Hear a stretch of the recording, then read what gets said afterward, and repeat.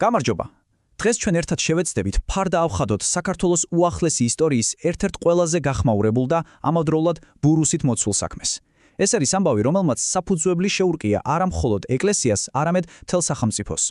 მოდი ჩავუღრმდეთ. ეს არ არის უბრალოდ კრიმინალური ქრონიკა, ეს არის რწმენის, გულისებს მიღმა ძალაუფლებისთვის ბრძოლისა და მომაკვდინებელი საწამლავის ისტორია, რომელმაც კი ნაღამ დაანგრია უძველესი ინსტიტუტი. იმისთვის, რომ ამ ჩახლართულ ლაბირინთში გზა გავიგნოთ, მოდით ჩვენი საკუთარი გამოძიება ჩავატაროთ. ჯერ ვნახოთ, როგორ დაიწყო ყველაფერი, რა შოკის მომგვრელი ბრალდება გაისმა. მერე ყურადღებით შევისწავლოთ პროკურატურის არგუმენტები და ამის საპირწონედ დაცვის მხარეს სრულიად განსხვავებული სურათი. და ბოლოს ვნახოთ, რა გადაწყვიტა სასამართლომ და რაც მთავარია, რა კითხვები დარჩა ჰაერში გამოკიდებული. ყველაფერი იწყება 2017 წლის თებერვალში. მოდით ზუსტად აღვადგინოთ ის დრამატული მოვლენები, რომლებმაც ფაქტობრივად მთელი ქვეყანა შეძრა. წარმოიდგინეთ სცენა. აეროპორტი. ჩვეულებრივი ფრენა და უცებ სასულიერო პირს, დეკანოს აკავებენ. არც მეტი, არც ნაკლები. ის მიფრინავდა გერმანიაში, სადაც სამკურნალოდ იმყოფებოდა ქვეყნის პატრიარქი. ეს იყო ნამდვილი შოკი. ამ საქმის გასაგება ჯერ უნდა გავიცნოთ მთავარი მოქმედი პირები. ეს არ არის უბრალოდ ბრალდებული და მსხვერპლი. დეკანოზი გიორგი მამალაძე, საპატრიარქოს ქონების მართვის სამსახურის ხელმძღვანელი და სამედიცინო ცენტრის დირექტორი, ანუ საკმაოდ ინფორმირებული პირი. შორენა თეთრუაშვილი, პატრიარქის მარჯვენა ხელი, რომელსაც საპატრიარქოში რუხპარდინალსაც უწოდებენ. და რა თქმა უნდა ირაკლი მამალაძე, ჟურნალისტი, რომელმაც ეს ამბავი პროკურატურამდე მიიტანა და ფაქტობრივად მთელი საქმის მთავარი მოწმე გახდა. კარგი, ახლა ვნახოთ, რას ამბობდა გამოძიება. როგორ ააგო პროკურატურამ ბრალდება, რომელიც დეკანოზის მიერ ცივი სისხლით დაგეგმილ მკვლელობაზე მიუთითებდა. მოდით მათ ვერსიას გავყვეთ. პროკურატურის თქმით, ყველაფერი ელვის სისწრაფით ხდებოდა. 2 თებერვალს ჟურნალისტი ატყობინებს მათ, რომ დეკანოზი საწამლავის შოვნას ცდილობს. ამის შემდეგ მთელი კვირა ფარულად იწერენ მათ საუბრებს და უკვე 10 თებერვალს აეროპორტში დაკავებისას მის ბარგში პოულობენ ციანიც. ერთი შეხედვით კლასიკური კრიმინალური სქემა არა? ბრალდების მხარემ მაგიდაზე დადო მათი აზრით უტყუარი მტკიცებულებები. ბარგში ნაპოვნის საწამლავი, ფარული ჩანაწელები, კომპიუტერში ძიების ისტორია, რომელიც ადასტურებდა, რომ დეკანოზი ციანიდით ინტერესდებოდა და ბოლოს მის ბინაში ნაპოვნი იარაღიც კი. სურათი თითქოს ნათელი იყო. და აი მთავარი კოზირი, ფარული აუდიო ჩანაწერი, რომლის ფრაგმენტებიც პროკურატურამ გაასაჯაროვა. ამ ჩანაწერში, მათი მტკიცებით, თავად დეკანოზი ამბობს ამ სიტყვებს. ეს იყო მომენტი, როცა საზოგადოების დიდმა ნაწილმა ფაქტობრივად განაჩენი გამოუტანა მას სასამართლომდე. მაგრამ მოდით ახლა მონეტის მეორე მხარეს შევხედოთ. იყო კი ყველაფერი ისე, როგორც პროკურატურა გვიხატავდა. დაცვის მხარემ წარმოადგინა სრულიად ალტერნატიული რეალობა, რომელიც ამ საქმეს თავდაყირა აყენებს. დაცვის მთავარი არგუმენტი ეს იყო. ეს არ იყო მკვლელობის მცდელობა, არამედ კარგად გათვლილი სპეცოპერაცია. პროვოკაცია, რომლის მიზანიც იყო დეკანოს მამალაძის თავიდან მოშორება, რადგან ის საპატრიარქოს კორუფციულ სქემებს ამხელდა და ძალიან ბევრი რამ იცოდა. ამ ვერსიას ამყარებდა მიტროპოლიტ პეტრე ცაავას სკანდალური განცხადებაც, რომელმაც პირდაპირ დაადო ხელი შორენა თეთრუაშვილს და მას ეკლესიაში ჩრდილოვანი მმართველობის დამყარებაში დასდო ბრალი.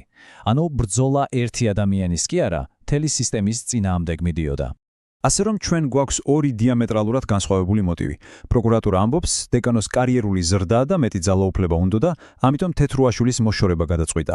დაცვა კი პასუხობს, არა, ის სისტემურ კორუფციას ებრძოდა და სწორედ ამიტომ გაანეიტრალეს. და აი აქ ჩდება ყველაზე საინტერესო კითხვები, რომლებსაც დაცვა სვამდა. პირველი, რატომ არ ჩატარდა ციანიდის კონტეინერზე ანაბეჭდების და დნმ-ის ანალიზი? მეტიც, კადრებში ჩანს, როგორ ეხებიან გამომძიებლები ნიფტკიცებას შიშველი ხელებით. მეორე და უმთავრესი, აუდიო ჩანაწერები. დაცვა ამტკიცებდა, რომ პროკურატურამ გაავრცელა დამონტაჟებული კონტექსტიდან ამოგლეჯილი ფრაგმენტები. და ბოლოს, ვინ იყო მთავარი მოწმე? ირაკლი მამალაძე. ხომ არ იყო ის სპეციალურად შეგზავნილი პროვოკატორი, რომელსაც დეკანოზის საუკარში უნდა გამოეწვია? როცა ასეთი ორი სრულიად ურთიერთგამომრიცხავი ვერსია გვაქვს, საბოლოო სიტყვა მართლმსაჯულებაზეა. ვნახოთ, რა გადაწყვიტა სასამართლომ ჯერ საქართველოში და შემდეგ ევროპაში. ქართულმა სასამართლომ ყველა ინსტანციაში სრულად გაიზიარა პროკურატურის ვერსია და დეკანოზ მამალაძეს 9 წლით თავისუფლების აღკვეთა მიუსაჯა. საქმე თითქოს დაიხურა. მაგრამ ეს მხოლოდ ბრძოლის პირველი ეტაპი იყო. ადვოკატებმა საქმე სტრასბურგის ადამიანის უფლებათა ევროპულ სასამართლოში წაიღეს. ახლა უკვე ევროპას უნდა შეეფასებინა, რამდენად სამართლიანად ჩატარდა პროცესი. და აი სტრასბურგის გადაწყვეტილება, რომელიც ფაქტობრივად გამანადგურებელი იყო ქართული მართლმსაჯულებისთვის. მართალია ევროპულმა სასამართლომ მტკიცებულებების მოპოვების პროცესში უხეში დარღვევა ვერ დაინახა, მაგრამ მან დაადგინა ორი ფუნდამენტური უფლების დარღვევა. პირველი, საქმე განიხილებოდა სრულად დახურულ რეჟიმში, რაც არღვევდა საჯაროობის პრინციპს.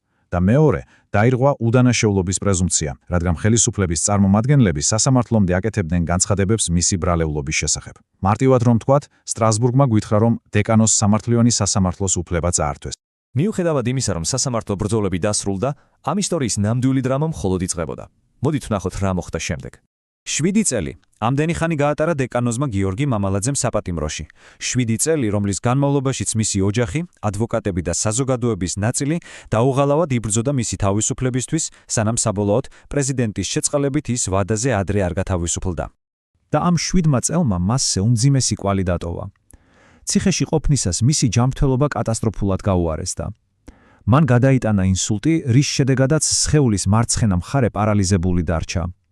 ეს უკვე აღარ არის მხოლოდ იურიდიული კაზუსი. ეს არის ადამიანური ტრაგედია. მაგრამ მიუხედავად ამ ყველაფრისა, ციხიდან გამოსული ეტლს მიჯაჭული დეკანოზის პირველი სიტყვები იყო ბრძოლა გრძელდება. ეს არ იყო დამარცხებული ან გატეხილი ადამიანის სიტყვები. ეს იყო გზავნილი, რომ ის ბოლომდე იბრძოლებს თავისი სიმართლის დასამტკიცებლად. და აი ჩვენც უბრუნდებით მთავარ კითხვებს. რეალურად, ვის ინტერესებში შედიოდა დეკანოზ მამალაძის განეიტრალება? იყო ეს მხოლოდ შორენა თეთრუაშვილის წინააღმდეგ მიმართული საქმე, თუ ეს იყო უფრო დიდი თამაშის ნაწილი, რომელიც პატრიარქის მემკვიდრეობისთვის ბრძოლას უკავშირდება?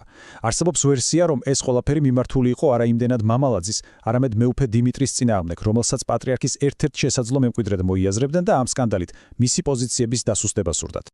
ასე რომ მართალია, იურიდიულად ციანიდის საქმე დახურულია, მაგრამ სინამდვილეში ისტორია გრძელდება. ეს არის ამბავი იმაზე, თუ როგორ შეიძლება სისტემამ გაანადგუროს ერთი ადამიანი და რა ბნელი ძალები ებრძვიან ერთმანეთს საპატრიარქოს კედლებს მიღმა. და მთავარი კითხვა, დასრულდა თუ არა ეს ბრძოლა, ჯერ კიდევ ღიად რჩება.